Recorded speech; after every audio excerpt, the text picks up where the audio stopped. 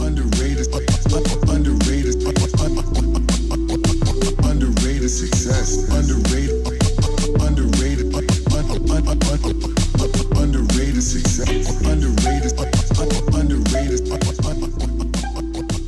underrated. All right, this is We're on Underrated Success. I'm your host, PJ Young. On my right, we got Tim Jones. On my left, we got the legendary icon, Chill, BG Chill. What's going on, my brother? Hanging in there, getting up every day, moving forward. Moving forward. It's a rough times right now. A lot of things are on a standstill. So it's a perfect time to sit down and give the people what they want, introduce what you've been doing. This is a beautiful platform for us to have at this particular time in life because everyone's watching. There's nothing else going on. And you can only watch so many Netflix movies right now. I've seen every show on Netflix. Tim, what's going on? Yeah, no, not much, man. I'm excited to have Chill. I've had some battles against him, watched him from afar. So it's good to be able to dive in and really, see how his mind works within this whole scope of, the community and, tournaments and, how he just really, run things because, there's that, time where, for me, I'll tell you this, and this is personal. I'm gonna just make it personal quick. Okay. Because Chill always gave the little mentors. We never had long conversations, but I always wondered. I'm like, Chill wants shooters on the team. He wants shooters on the team, but he never officially ever reached out. And I was just like, but for me, I think it's just because he always had that success, but.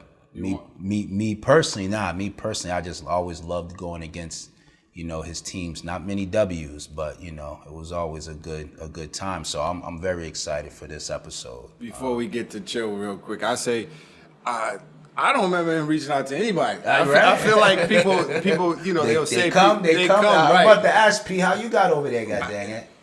I don't know. No, so I play with BG. Won a lot. We won a lot of tournaments. We won a lot of games, actually.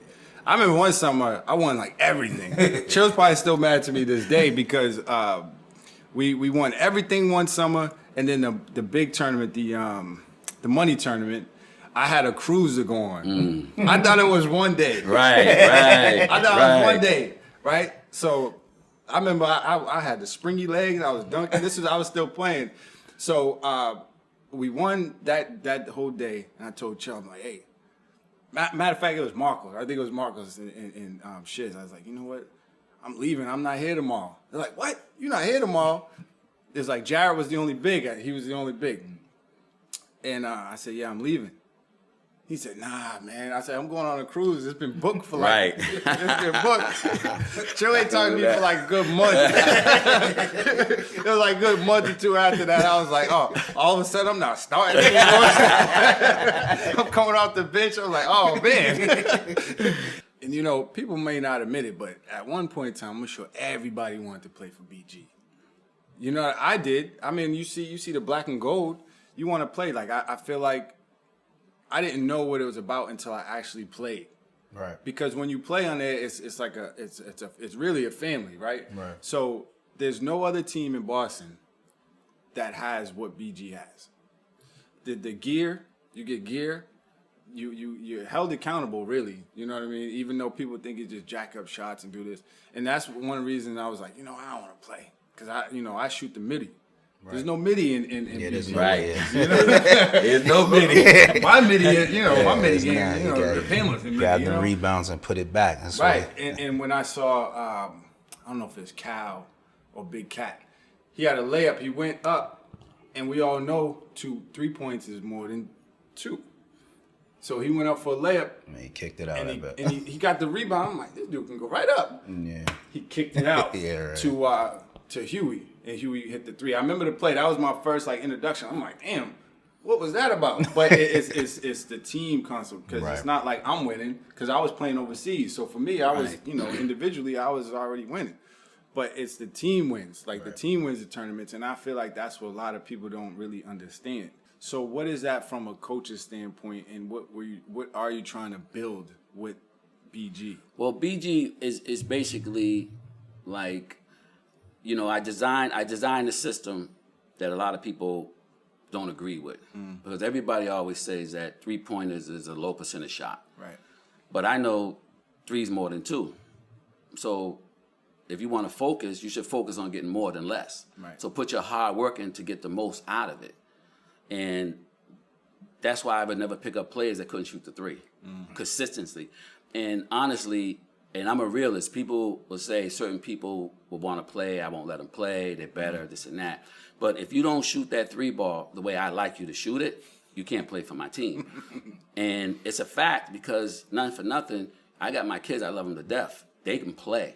Right. But they couldn't shoot the 3 like I would like them to play, shoot it. So therefore, they didn't play with me. They played with me from time to time, but it wasn't consistency because they couldn't drop the 3 ball like that. So I'm fair across the board. Like, these are my kids, my own blood. If they didn't develop that, then they'd come in as another player. Certain time we got space, but they was never like, you're one of my guys, get out there, because I know that people say blood sticking in water and all this different stuff, but me, I run a business, and you have to be productive. If you're not, I don't care what's the family relationship, you be a part of it, but if you can't fit that, you're not going to play.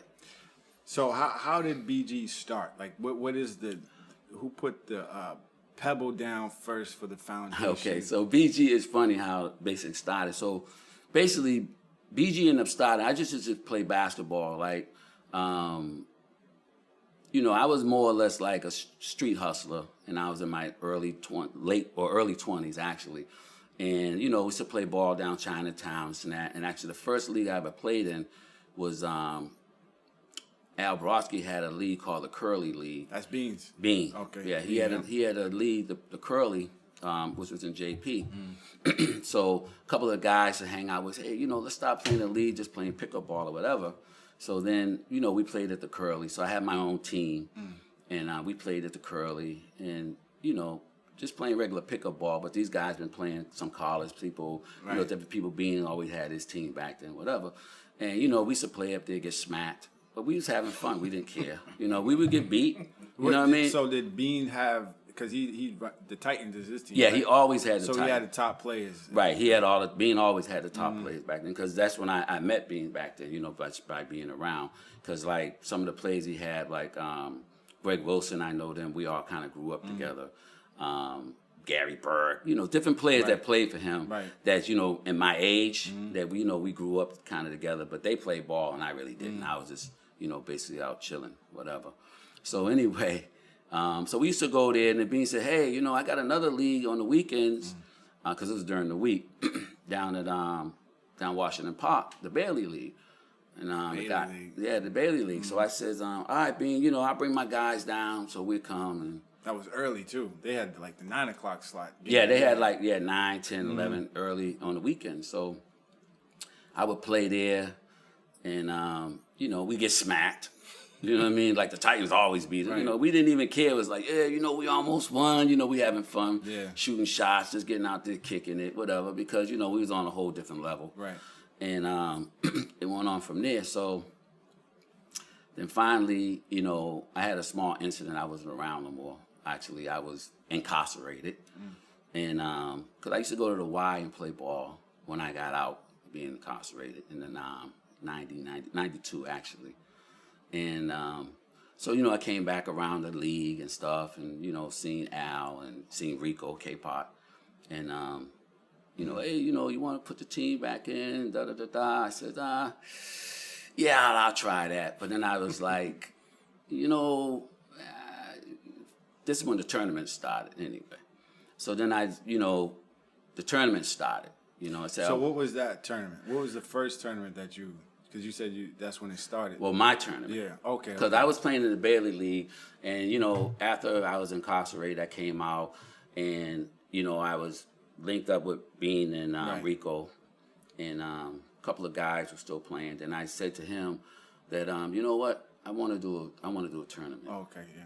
You know, this was in '93. I want to do a tournament, and at that time, you know, Rico, you know, said, "Hey, I'll help you." And Al basically, he had the permit for the park, So the first year he said, well, Chill, I have the permit, so you can use one of my weekends. And so that's when the tournament started. And when the tournament started that first year, because I wanted to do a men's tournament, and eventually I wanted to, which the second year I did the kids tournament, because I said, I want to do something for the kids, to reach out, to give them information. Again, I just was previously incarcerated. Right. So, my ways of giving back to the younger folks by putting them in is giving them knowledge of something that they don't know. Right. Like, people think it's all gravy, you go to jail, you're tough, this and that, da-da-da. But if you're not tough in the beginning, you're not going to be tough, and then you'll come out worse than what you are. So people don't understand that. Misconception, yeah. Right. So, my whole thing was basically dealing with that is to get the info to them. Whether they take it or not, I don't know, whatever came over, it's my job to give them the info. So they can understand, like, know your decisions, know who you follow. You know what I'm saying? Like, life is up and down. A lot of people who make it out of prison is lucky. Right. It's 10%. Who gambles on 10%? You shouldn't. And then the people who are lucky to tell the story, they're able to tell the story for a reason, especially their story to try to save you. Right. You know what I'm saying? So they got experience. So anyway, so that's how, that became about when the tournament started. So BG started basically when tournament started. So just cut you off. So what does BG stand for people that don't know? Well, BG stands for my colors. My colors is black and gold. So that's where BG comes from. And what made you choose those?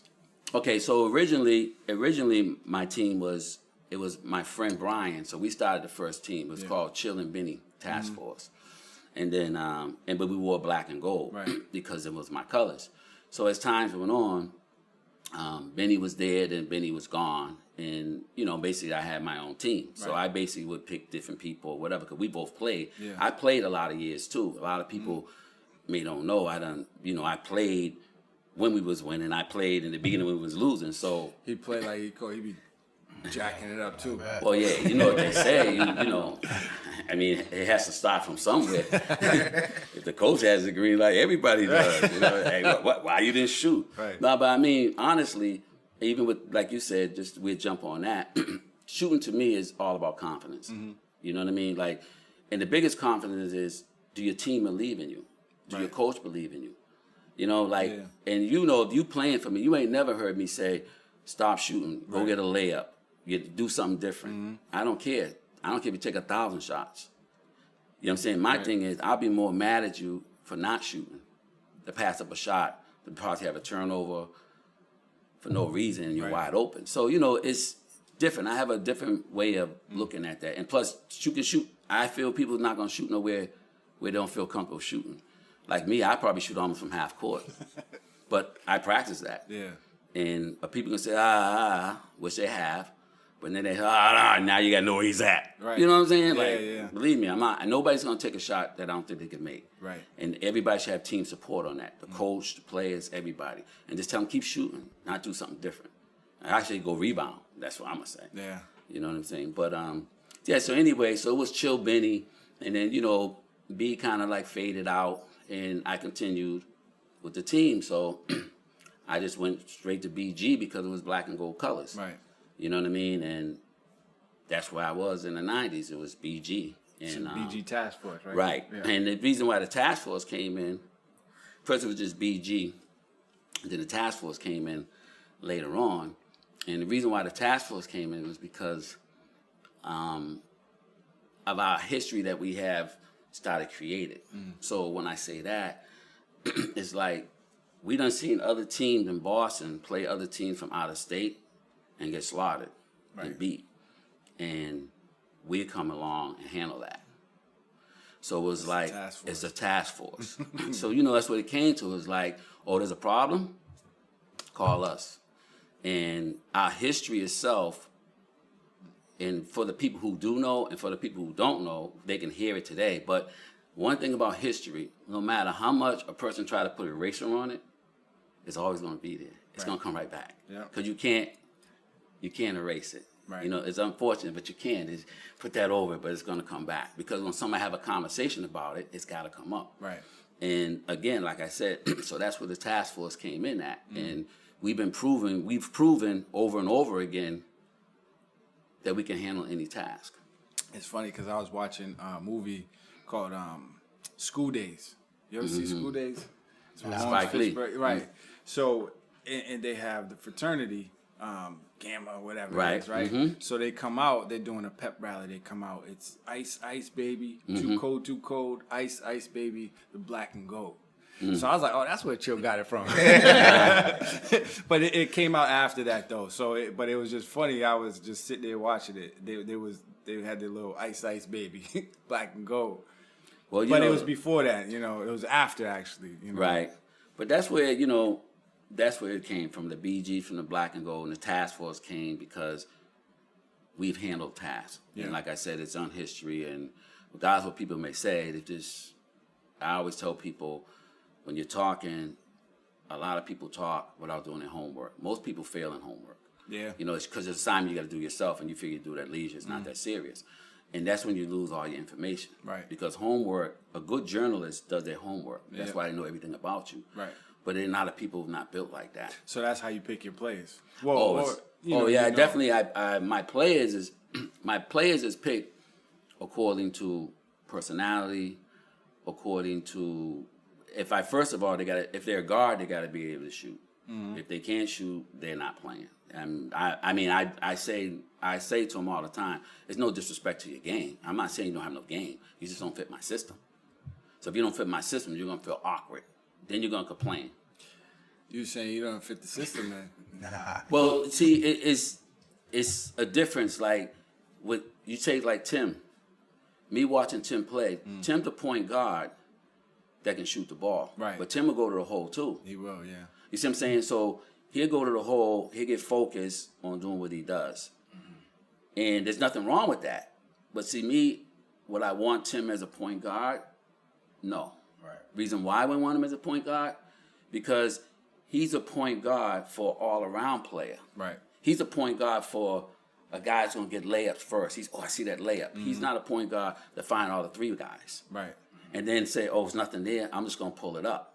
See what I'm saying? So it's like he'll drop somebody a dime on a cut through when this guy here is wide open for a three ball. And I'm going to say, why did you do that? Well, he's right there, but three's better than two. I'd rather him shoot the ball and he cleans up and lay up. Right. And even the bigs, I tell them how to pick their offense. I tell anybody, if you get a rebound and your back is to the basket, people's coming. Just kick it out. Right. Because now, whatever defender's up top is going to drop down low because you got the rebound. So now this person's open. So now if you want to go back up again, you got to fight two or three people, and your back is turned. So what happens? Your percentage falls. Yeah. If you facing the basket, 1-2 layup or dunk. So it's kind of a system, and also that system basically staggers the whole other team because they don't understand that concept. Right. So therefore, that's how I create a system, and I will tell her, why did you lay that up? Like you said, Big Cat will go get it, and he'll kick it back out. Right, because he'd be like, you know what? Huey's still open, or Marcos is still open, so he'll kick it. So again, back to Tim as a point guard, not taking that away for his skills, but again, now me watching his mindset is like this. Tim's a good player. Right. And I'm not saying that because he's sitting in front of me, because everybody know I don't hold no punches. Right. He shoots the ball. He's confident. And he wants to win. Right. But sometimes when you want to win, you got to be that mind to get your players to understand you want to win and to believe in what you say and how you say it. Right. And that makes it different. And not only that, you got to have a coach that understands you as well and be on the same page. See, he's been playing, a couple of coaches he played with, I see, they don't have that mindset. You see what I'm saying? So they don't have that mindset. So if they don't have that mindset, he has the mindset to win, and they don't have the mindset to put everything together and make people understand this is his show. Yeah. Like me, I'll say, he got the ball, I don't want nobody else with it. How many coaches that we know are going to do that? Right. They're not. Why? Because they don't take it serious. Why? Because they're not into the game. They don't understand the game. See, I sleep the game. I take it to bed with me. When I lose, I really take it to bed. If I win less than 20, and you already know that, I still got issues. Right. Because why? I'm a person that believes that I never want the game to be in the referee's hands. But it also goes back to having a team. Like you keep the same core. Well, yeah, but you know build, what I mean? you build, and again, I do things that other coaches won't do. Like I can have the best top player in the city, and I already got a team. You already know he ain't starting. Right. Man, I make that. Yeah, okay. I already got a team. You're part of my new team, so you're the future, but you're not the present. Right. Because I already have a present, and it's working. Right. So if it's already working, see, I respect my players. You know what I'm saying? Yeah. Like, and I done had them all. Like, if people do my history, which they know, this one, Chill, he played for Chill. He played for Chill. You know, but everybody who played for me had to be able to shoot. And, you know, a lot of questions, like, when Blaylock played for me. And it was strange because it was asking me before, would you put Blaylock on? I said, no, I know You're talking about Will Will. Blaylock, right? And I said to him, I wouldn't put him on because Will can't shoot. And they said, well, he's NBA. I said, I know, I respect his game. Will played in my tournament when he was 17. I knew Will since he was a kid. Right. So, but he can't shoot. And it was asked to me, and I'm straight up. I mean, your credentials, but my way of doing things doesn't matter who you are. So, when that was said, and then Will ended up playing with me. But, what? Will's playing with what? Where did that come from? But see, the thing is, people don't understand, like, the way that happened, because me and Will started playing pickup ball at the Hennigan Yeah. on Mondays. And he be coming out playing, and he's shooting the ball. And I'm like, what's up? You shoot that right. You know what I'm shoot saying? better, Like, yeah. you shoot. I said, well, why you don't shoot? And he says, confidence. The confidence is people don't, if I miss a few, people start complaining, da-da-da-da-da-da-da. And I said, what? I said, see, that's the problem. Because people says, they don't tell you shoot yourself out of it, and I got your back. They want to complain and say, do something different, because they may want to win, but they don't know what they're winning. When you got a weapon as a Will Blaylock that can shoot the ball, go by you when he wants, finishes, you have a serious weapon. He's Now, athletic too. you have a weapon that a person had to make a decision. And when he did that, I said, you want to play? He said, boom. He played a couple years. He won us a championship in the Sunday League by knocking down 6 threes.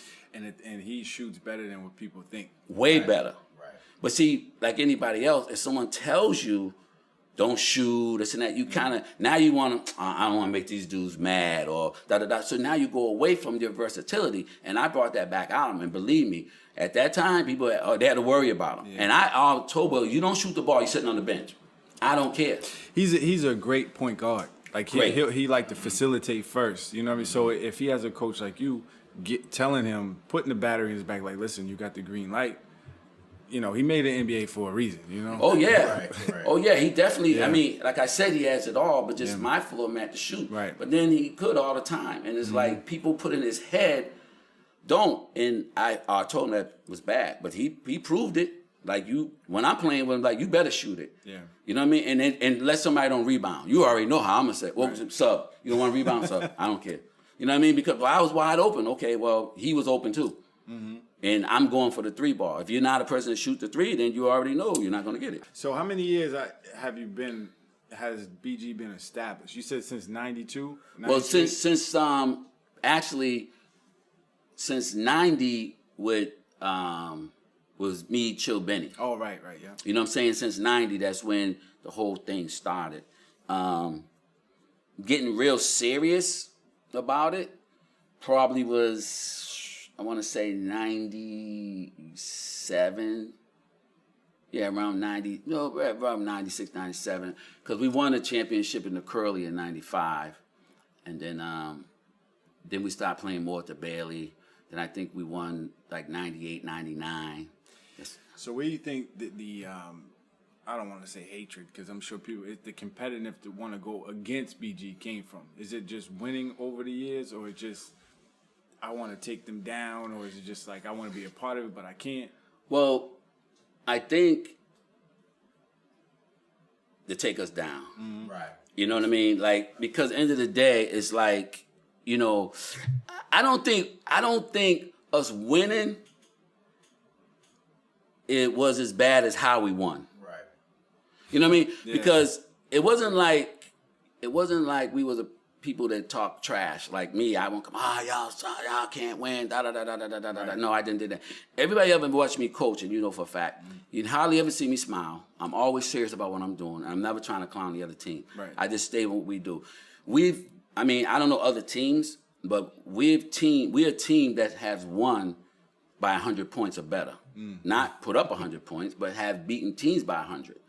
You know, more than once. So anyone gonna be upset with that. Right. So, and that's history. And like I said, there's guys that know that.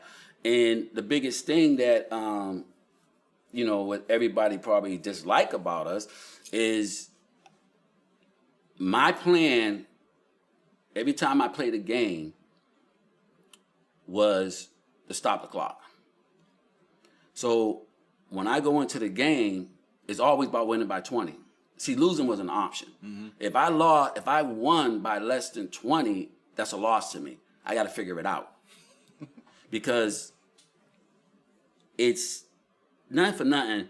Everything you do in life is intimidation. So we have teams that say, we don't want to play them. Why? Because they want to lose by 20. Right.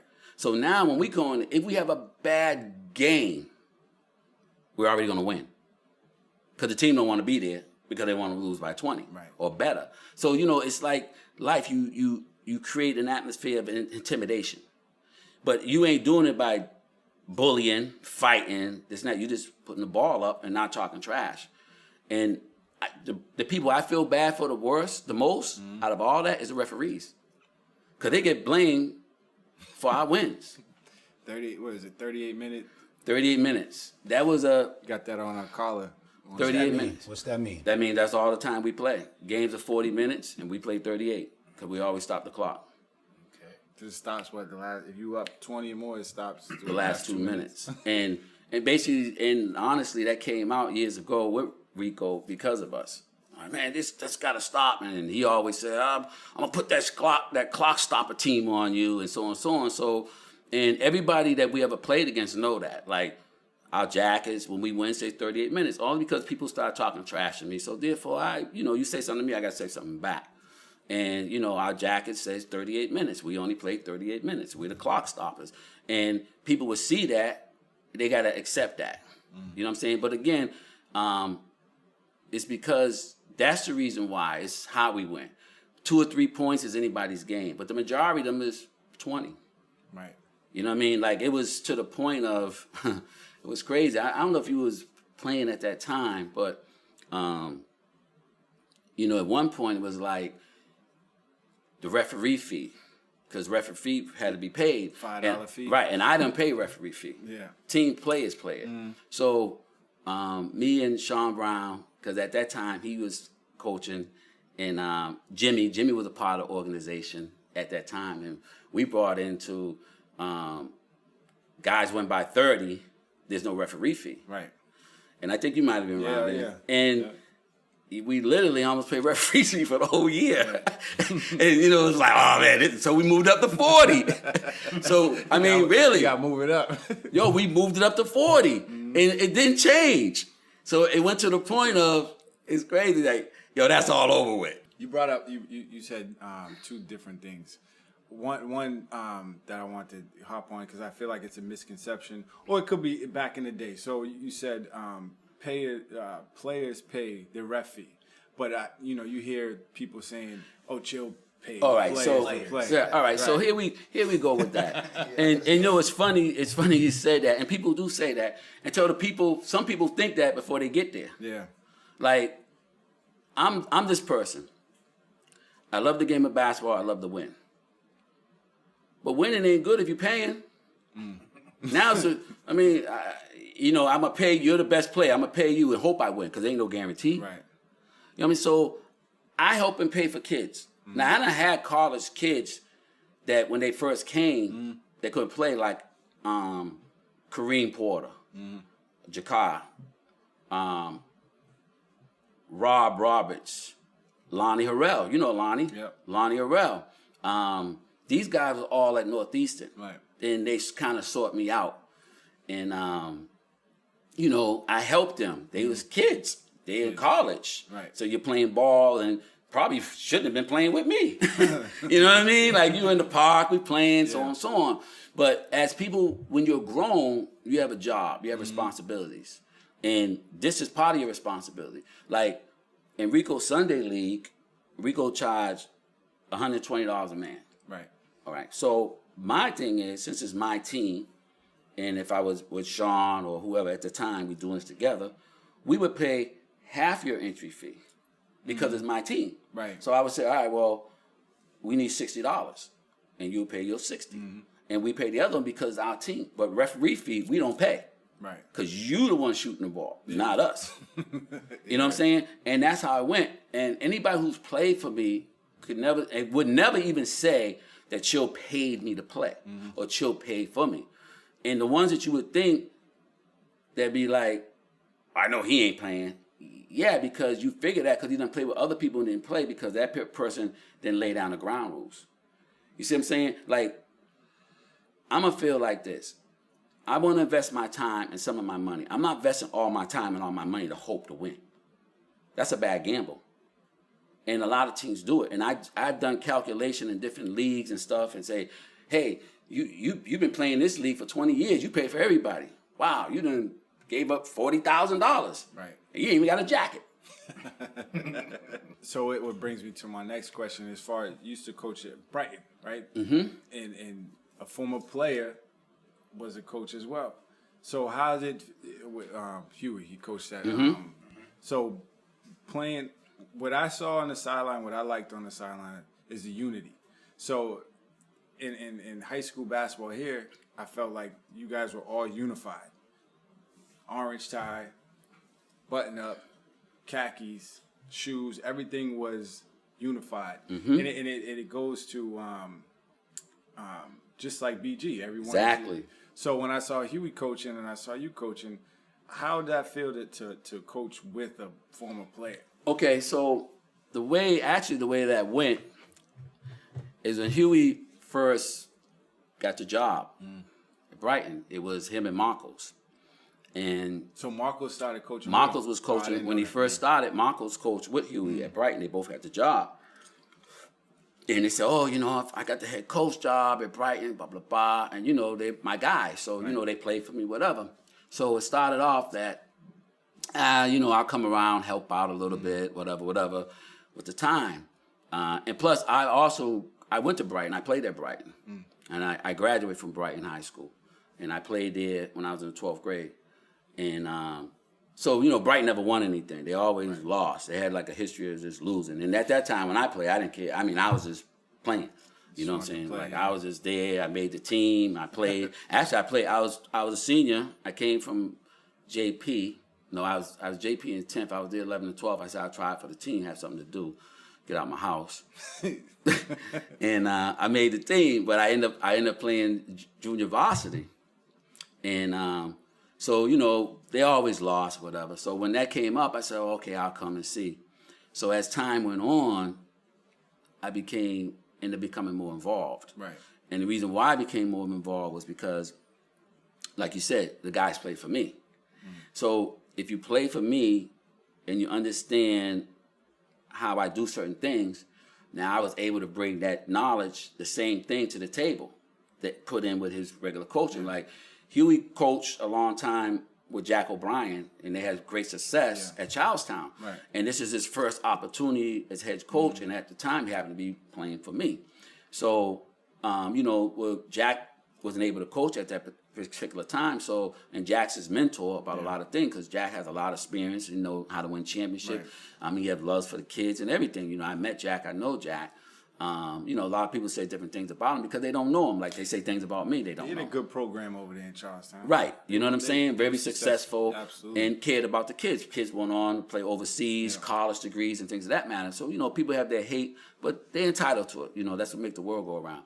So anyway, with Hugh and how that got established, that I just was going to be a help. Then I started coming around more. Then we started talking. And basically, I became the discipline guy of the team.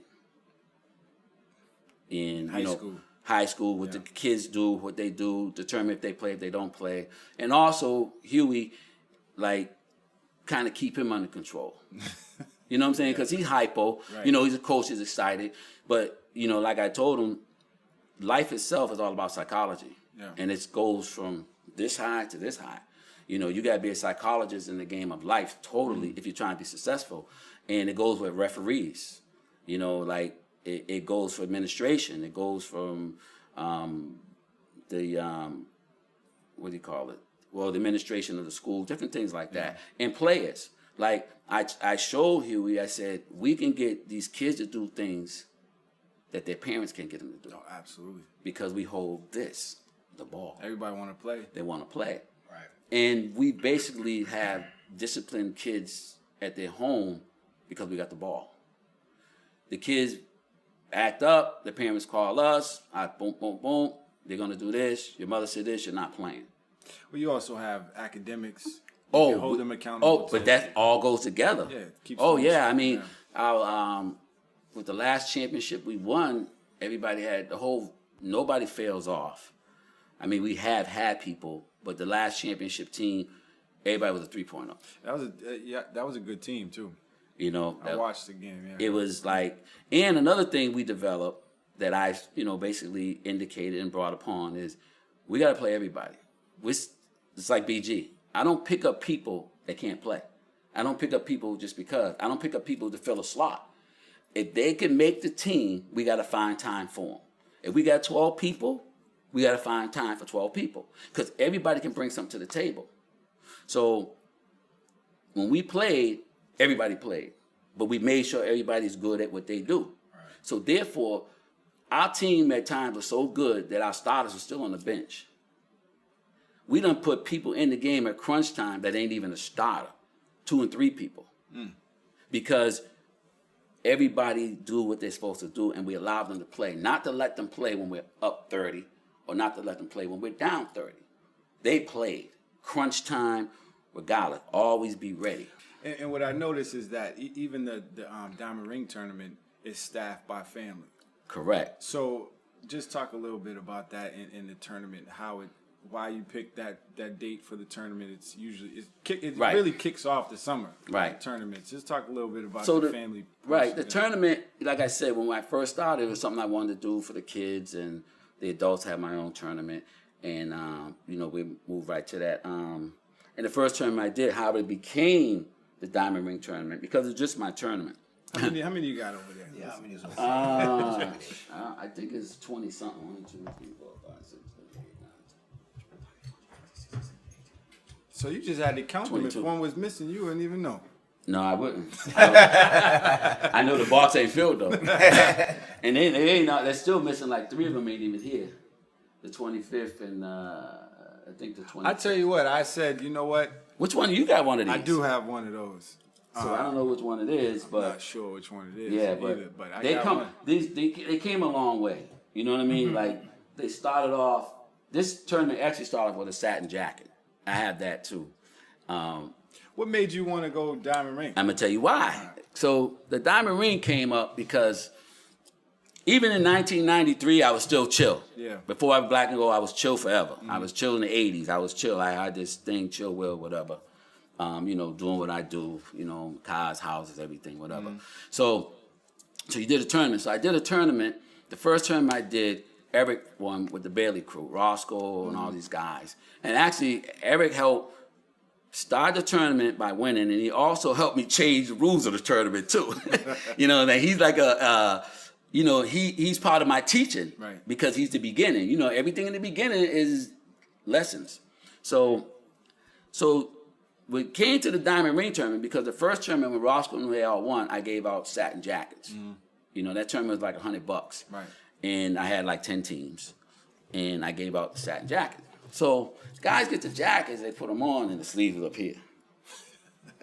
And people, oh man, Because you just order X amount of right, sizes. exactly. Because yeah. I was a person that always want to give people their stuff Yeah. right there. So after that first year, I was like, oh, this ain't working. Because you don't want to have something bad on your name. Yeah, like right. you're a tournament, you gave us BS jacket, you know how it comes. And honestly, would you want a jacket? You can't even wear it. And so, you know, that kind of like right from the beginning, it bothered me. So then the following year, I said, you know what? I'm going to do diamond rings. I said, I'm going to do championship rings. And that's what I did. It was the same amount of money, and I did. So the following year, Eric came back again, and they won. And he had 10 players. You know, he had the house. Yeah. You know, he comes and boom. So then he won the first rings. And then the third year, I said, yeah, this got to change. I changed it to 7 players. Yeah. So that's why the players came down. The players came down to basically to divide up the comp. Right. So you can't get the 10 best. The other 3 want to play, they're going to play somewhere else, and then so on and so on. So that's when I changed it. Good strategy, yeah. You know, Makes the tournament better, too. It makes it better, so I changed it. And it's because of Eric. Because it ain't that he did wrong. He brought a 10-man roster, and I'm like, he's going to get the best. Yeah. It's going to smack everybody, and then you're going to have a tournament. Man, I don't want to play. You know, there's still people still be competitive, but, you know, who wants to run a tournament with 4 teams? So what would you say to people that think you stack your bracket up just for you to win? Well, for BG to win? Well, see, the crazy part is when people say that, they're just having a conversation. Right. Because I always say this. I pull out the hat. I'll match up with you if you want me to.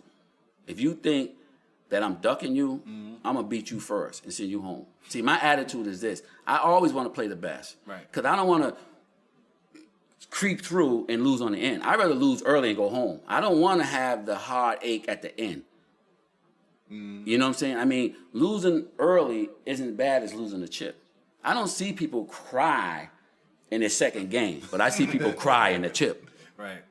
Oh, we had it. No. If I'm going to lose, let me lose today, not tomorrow when it counts the most. So I would never duck and say, I'm going to get a cakewalk to the chip, because whoever in the chip ain't cakewalking it.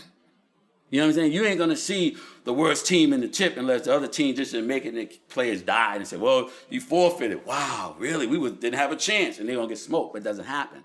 So a lot of people will have that conversation just because of conversation, but asking, do they want to play me? They'd be the first, why we got to play you? Right. I said, why not? You know, it came to a point of when they were saying it, like I changed it to like the 2 championship teams, the one who played the chip. The following year, I had them play the first game against each other. Right. So now, let them play. So now I want to go home. And a lot of, teams that we played. And that only happened when we was winning. I said, well, we played the chip. And then they lost the next year. And so now it's like nobody ever wanted to play us. They have a lot of conversation just to have a conversation. But end of the day, most teams will say they won't want to play us in the first game. So how's the tournament evolved over the years? Well, it basically, it evolved. I mean, like a lot of players, everybody that probably played in Boston over the last 25 years probably have played in my tournament. So how many divisions do you got now? So I know there's a lot of tournaments in Boston, and I'm sure the people that run those tournaments have played in yours, right? Correct. So how many divisions have you split if you have the older generation and now you at the younger generation coming in? Did you have a high school division? Oh, I have 11 and under, 13 and under, high school division, 16 and under. I have girls, I have men's open, and I have a 40 and over, and I have a 50 and over game. 50 and over game. 50 and over. Come on now. What time does that one play? I mix them in with everybody can play. You know what I'm saying? Like, and again, my tournament has always been the first weekend in June. It starts off the whole summer. It does, yeah. And, one of the main reasons why I did it the first weekend in June is me thinking way ahead before even today's time is I know things get crazy in the summer. Right. And I have a lot of kids. So me is like, get the kids and stuff, everything happening early. Mm-hmm. Let the summer continues how it's going to be, but make sure I don't bring an element of kids to put them in possible harm's way.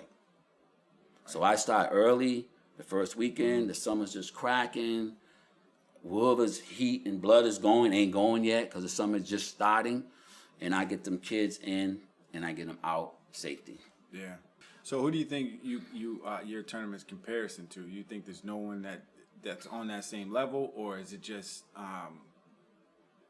different weeks, is different tournaments, so you can't really compare the two? You know what I mean? Well, right. I don't compare the two because everybody has a reason for doing their tournament. Right. See, like I said, my reason when I went to the ring because of the sizes, but I also went to the rings is you usually get a championship ring in high school, college, NBA. Yeah. I presented it to the kids and other people. You're able to get a championship ring in just regular basketball. Because how many people are going to get that state championship ring? How many people are going to get that college championship ring? How many people are going to get that NBA championship Not a lot. ring? Exactly. I'll never get an NBA ring. But you know, on this status, on this ground, where this is a tournament that's going on for 20 some odd years, plus a lot of players that then played in the league, overseas, D1 and everything had played through this tournament, are able to win a ring that's going to last forever. See, shirts, jackets, hats, coats disintegrate. Metal stays on the earth when we're gone. It's always going to be here, whether it's in a pawn shop, whether someone loses, somebody else finds it, whether someone leaves it to this. Oh, I remember this. Like now, this right here is Chill 1. Now, Eric might have this ring. That ring right now is 27 years old, 26 years old, to be That's exact. Chill 1. That's where it started at. 1995. This is 1. Right. The first one. You don't got that one. Let me get this. Nah, this is nice though because you can see how it evolved.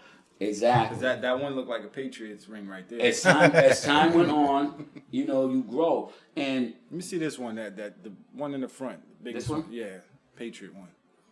that's Chill 20. Yeah, let me see that 20. Yeah, this one. That's the one for you? Well, that's like a pharaoh. I feel like. Well, the Egyptian- 25th Egyptian one, I goddess. couldn't find it right now. The last one is it's the same size as LeBron's ring. But there was only one of them made because that So was what the free makes you tournament. choose the style of the ring? Well, what happens is I just wake up, I design. Because you're not wearing that anywhere. I've worn it.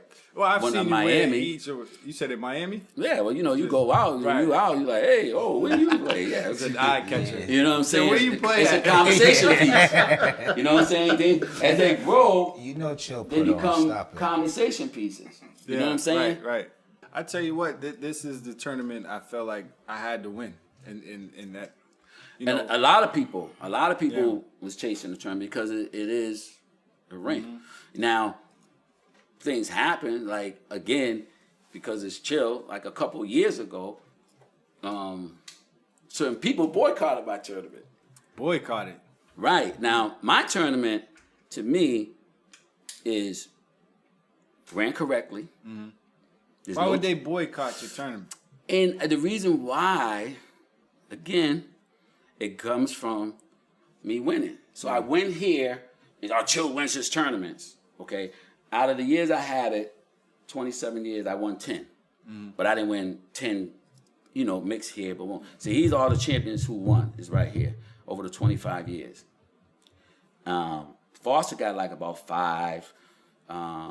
Jamal got a couple. The Titans only have 1.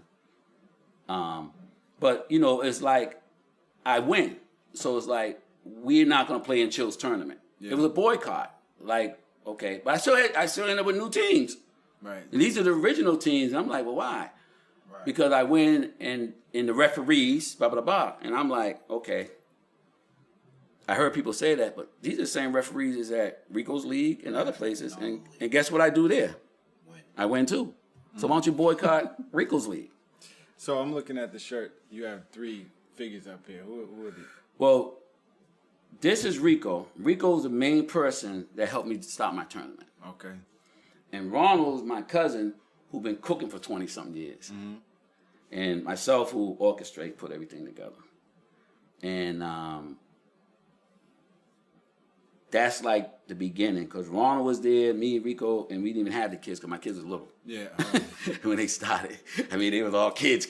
So before we wrap up, we'll just talk about adversity that you faced throughout, not only tournaments, basketball success, just life in general up until this point. And what can you tell the next generation? Because I look at you as a community icon. Like I said, I feel like everyone knows you, and if they don't, they know of you. You know what I mean? So what can you tell as far as the adversity, and tell the youth moving forward? What to because this platform right here is that time to tell people, listen, I played overseas. I've had bad agents. I've had good agents. I've had good coaches. I've had bad coaches. I made good decisions. I made bad decisions. So I want everyone to feel like they can come up to me and say, listen, I need help with this. Just like you said, the $20. I wish I would have known that, because there's a couple of times I needed $20. You know, so just moving forward, get encouragement, but adversity as well. Well, I would get into that, but I still wanted to touch on prior to that. Yep. We could read on to the tournament, because this is a lot about tournaments. Absolutely. So, and he touching on the tournament where we was like the boycott, whatever. And my thing with the tournament is, I'm probably close to the longest going tournament, and 2 days out of a month, which is every summer on June, I have my tournament, and I provide activities for everybody. Yeah. Kids all ages, but I feed everybody in the park. And not a lot of people know that. Like literally, like hot dogs, Yep. hamburgers, chicken, fries, drinks, water. No matter what, you show up, you can eat. And anyone can. Anybody. It doesn't even matter. Go get a burger. Go get a hot dog. It doesn't matter. It's Players. those there's the slushy outside. The slushy guy. Who Yeah. does that? It's a female. She's been doing it for years. But Oh yeah, the lady. I don't know. you have one of those. You're not playing the next game, right? Yeah. I That takes you down. don't know what's in those. But so it's like and again I've asked people for money, Yeah. $100. Just people I know. I don't get no grants. Right. My kids help run it. They put everything together. As time went over, even Star and Chanice, they do BG stuff. They do the score tape Right. with my whole family. You know what I'm saying? Like all my relatives, they help. They contribute. They bring ice, this and that. And, and of course, like I said, we get small donations from people, and they are small, but it's appreciative. Right, absolutely. You know what I'm saying? And I also, I give them a plaque and it's appreciation, because at the end of the day, I don't do it to make money. I don't do it for recognition. I do it because I want to do it, because I care about people. And if I give up some money, it doesn't matter to me. What difference to me? I mean, I make money, money don't make me. And I don't hold money as a power. I hold life as a power. Because as long as you got a breath, you can make money. If you don't have no breath, it's all over anyway, so it doesn't matter. Yeah. So you shouldn't cherish something that you can never hold on forever. Right. You should cherish memory. Like, there's a lot of rich people that nobody even visits their grave. They was rich. But the way they carry themselves, nobody cares about them. Right. You could be broke and everybody love you to death, and you get visits every week, and you have a dime. But just because of the way you carry yourself. So money only means something when you're on top of the ground, and you're going to be under the ground a lot longer than be on top of it. Right. So a lot of people don't understand that. Can't take it with you. And I understand that. And then your memories of what you did is going to go away anyway. But, as far as adversity, you're going to go through it.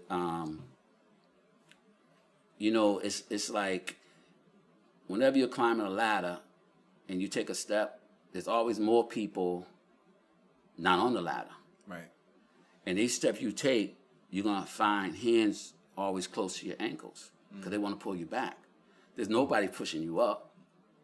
If they are pushing you up, they're pulling you down, trying to pull themselves up. Instead of watch how you grow on that ground level, establish a way so they can start taking steps. So if you fall into the people pulling you down, you're going to be down with them. If you ignore it and continue to move forward, you will. And a lot of people don't understand how life works, because it's unfortunate that they have bad teachers. And when I say bad teachers, is like, it could be a family member, a mother, a father, but it could be they're bad because they don't know. Right. You know what I'm saying? Like, when you don't know, a person can't be mad. I tell people, you want to be mad at people who know. You can't be mad at a person who don't know. You know what I'm saying? Because we all can change the outcome of anything that we know. Like, if I shoot heroin, I know this is bad, and I know it. My mind's telling me that, and I continue to do it. Okay, well, that's what you want to do. Yeah. You know what I mean? Like, because you know it's bad. Mm-hmm. You tell yourself it's bad, you know. But when you don't know something, you do someone else tell you, say, oh, man, I didn't see it like that. Mm-hmm. So now that's when the teaching comes in, because you don't know. When you do know, you don't make changes. It's up to you.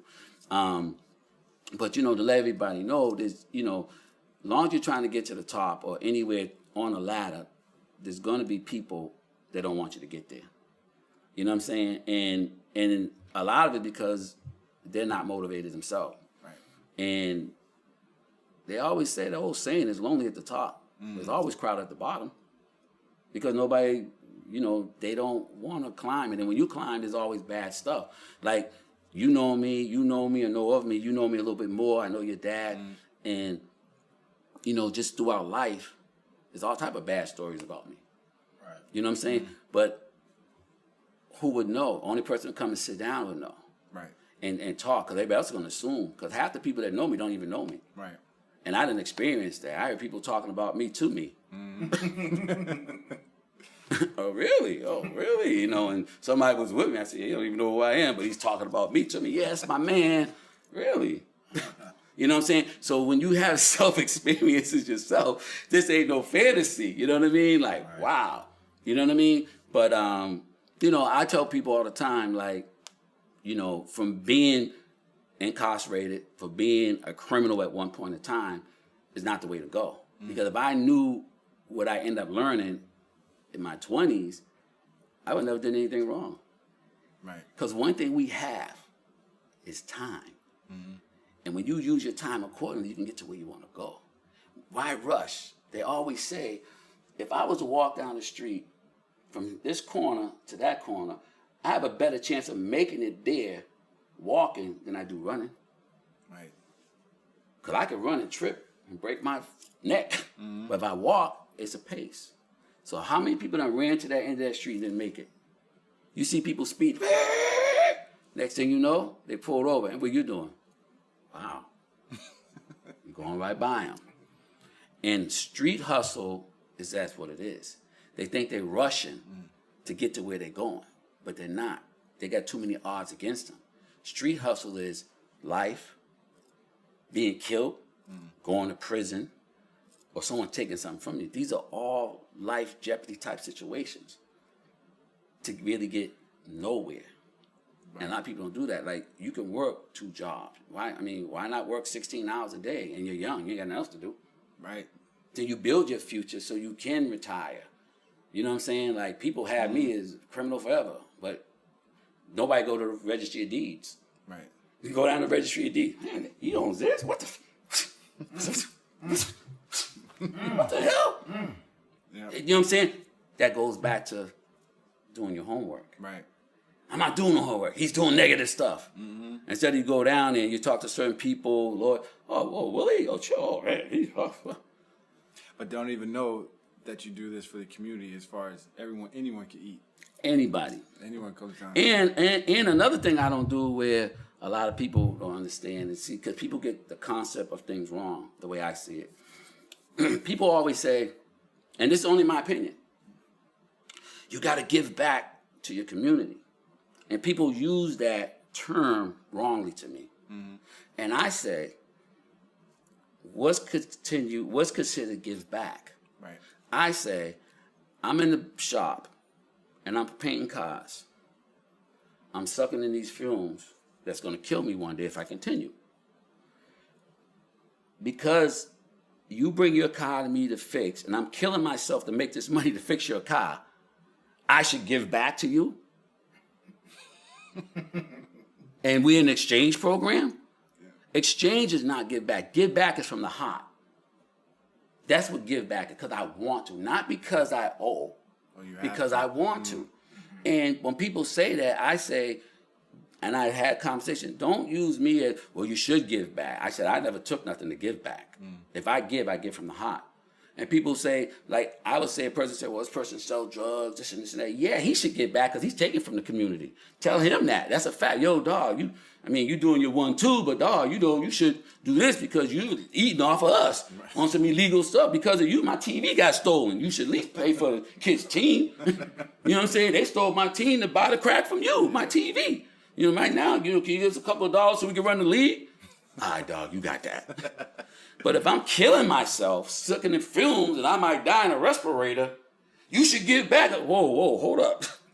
This is an exchange. I'm giving my life to fix your car. If I'm giving, it's because I want, and I've given because I want, because I don't feel like, I did so much dirt, I got to help the community. No, I give from my heart. That's it. And that's better. Because that's the only way it should be. Everybody else is giving because they took, right. Which they should. I say you owe. I would tell you, you owe.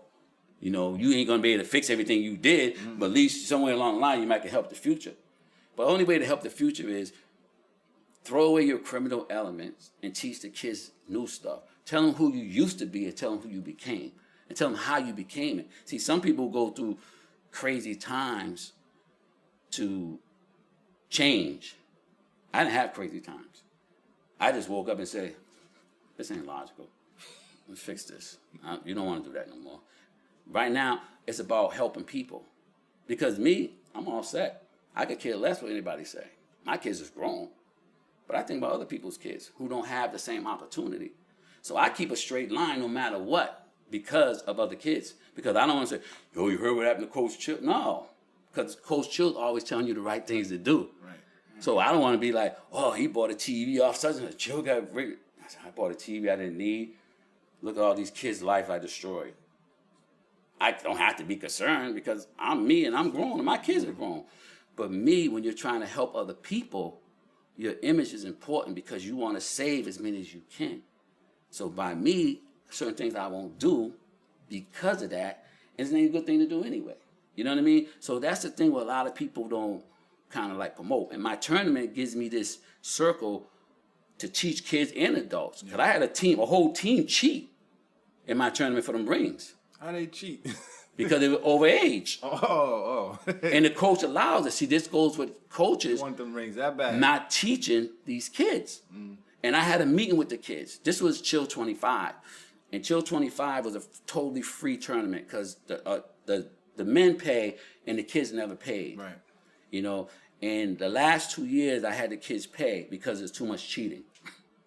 Right? It's crazy, right? You're getting free rings. Birth certificates. But now it ain't just that. They lie. And then the coaches do it. Because they want to win that bad. Right. But I told the coach, I had to meet with the kids and the coach. I said, see, this is not what you do. What are you teaching these kids? They're learning from you. What you teach them today, they're robbing a liquor store tomorrow. Because you tell them it's okay to cheat. For what? For the bigger prize? No, it's not. Let them earn it. And I had a conversation. I was going to take their stuff, but I didn't. I said, you know what? My message is more important than these hoodies. You can have them. I just hope you took the message and go on. Right. You know what I'm saying? I could have stripped you of your winnings because you cheated, but the coach allowed you to cheat. So I'm more mad at him than you, but I'm going to teach you not to cheat. And if you see somebody's illegal, tell them they can't play. And see, that's me. And a lot of people won't do that. Like, they be, oh, you snitching. I say, people don't understand what a snitch is, even in basketball. Say PJ's playing in the 40 and over, and PJ's 35, he's a killer. I'm the only one that knows, the people know, but they ain't gonna say nothing. I'm not gonna let PJ rob me. If I can't, PJ don't play. If PJ don't want to play, I'm gonna tell somebody for he can't play. Why? He's cheating. He's not gonna rob me. It ain't about, oh, chill, you snitched on PJ. No, I'm just gonna let him rob me. It's like you. If you're not a criminal and someone come every week to take your money, you're going to say, I'm not going to tell them chill because I ain't no snitch. Right. No, you're going to keep getting my money every week.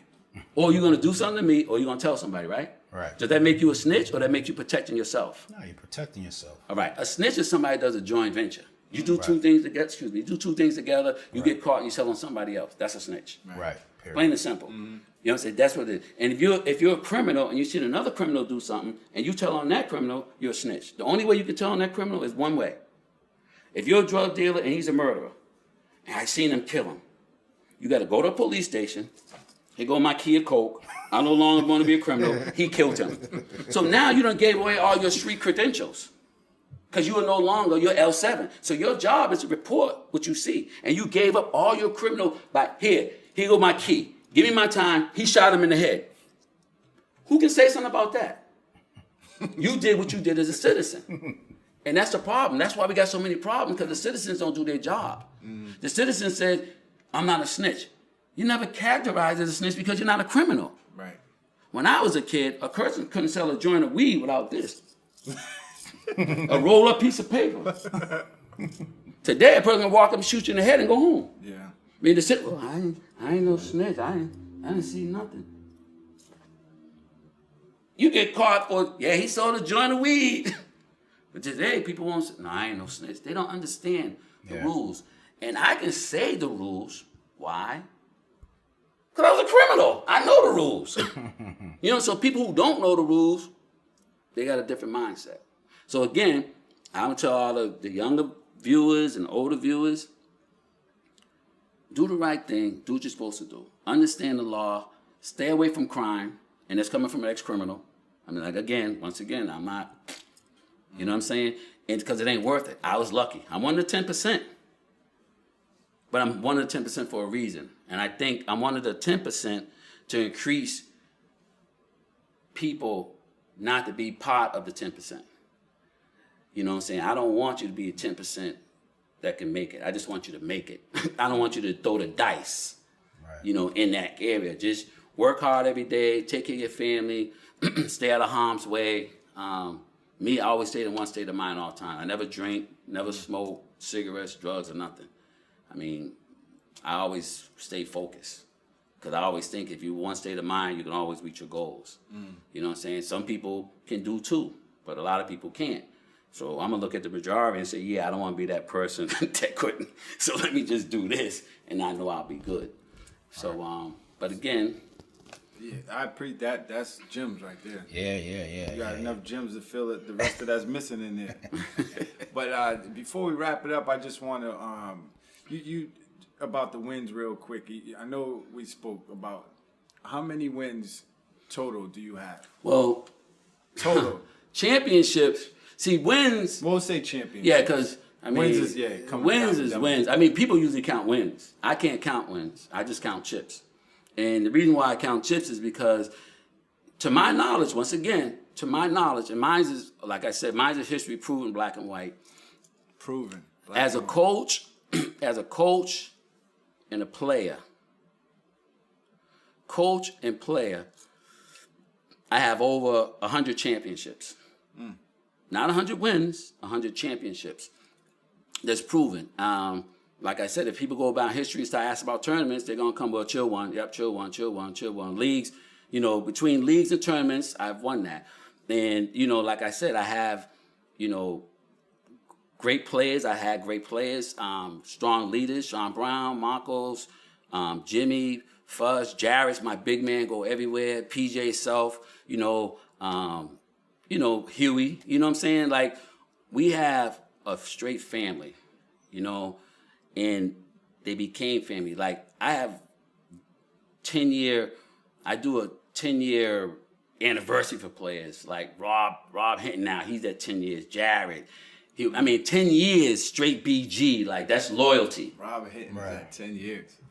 That's loyalty. He's younger than me. Right. Rob's 10 years. Jimmy's 10 years. Jarrett's 10 years. Wow. Marco's like 14, 15. Sean Brown, same. Huey, Huey's like, all in all, he's 10 years. You know what I'm saying? And still some more years left in BG to get, the whole anniversary thing. And it started, like I said, with the Delgados and the Edwards and all of them, they just passed the torch. They all know all these guys. You know what I'm saying? They just passed the torch. Like, I done had all of them take back seats to them. Like, Edwards told Shiz and Marcos, yo, this is y'all now. I'm going to fall back, and I'm the sideline with you all. You know what I'm saying? And these are high-level guys that play the game. You know what I'm saying? So, again, even coaching at Brighton, we got state championships. I even assist coaching with my kids when they was at Lexington. They won their state championship. Their coaches said, yo, you got to come. Just brought me in because the kids was listening, just to be along. Even at the Tobin, I just went to the Tobin. Like, I've been coaching there 5 years. So out of 5 years, I got 4 chips in 5 years. Why? Because I put stuff together and I believe. And I make them believe. A lot of them said, I didn't believe you. But I said, well, now you know. We're gonna end it there. This is underrated success. Oh, man, chill. Underrated success. Chill. Underrated. Underrated success.